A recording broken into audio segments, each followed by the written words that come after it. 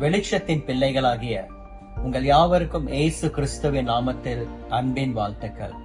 எஸ்தரின் புஸ்தகம் 8ஆம் அதிகாரம் 16ஆம் வசனம் சொல்கிறது, இவ்விதமாய் யூதருக்கு வெளிச்சமும் மகிழ்ச்சியும் களிப்பும் கனமும் உண்டானது என்று.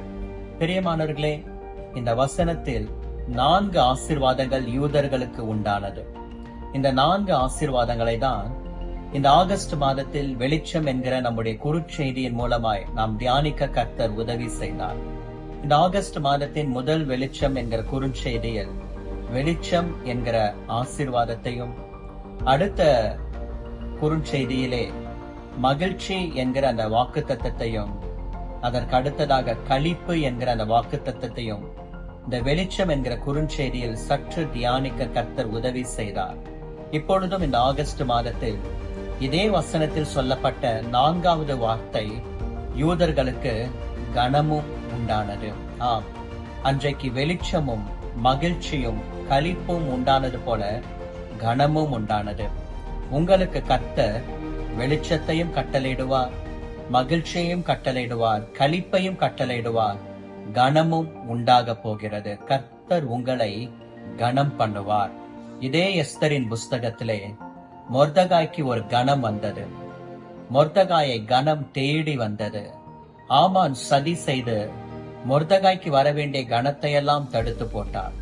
அரண்மனைக்கு வெளியே இருந்த மொர்தகாய் அரண்மனைக்கு உள்ளே கொண்டு வரப்படுகிறார்.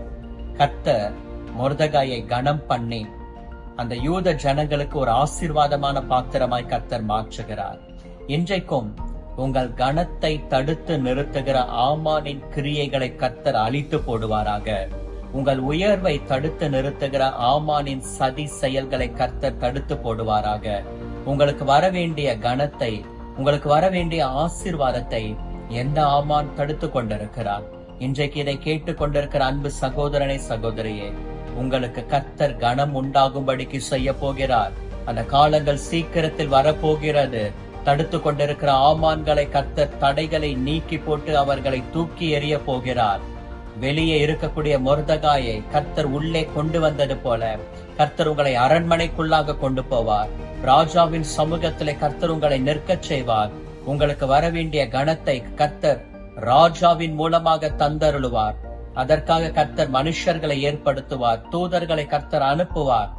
உங்களுக்கு கனம் உண்டாக போகிறது. இந்த வெளிச்சம் என்கிற இந்த குறுஞ்செய்தியின் மூலமாக கர்த்தர் உங்களுக்கு சொல்லுகிற நல்வார்த்தை இதுதான்.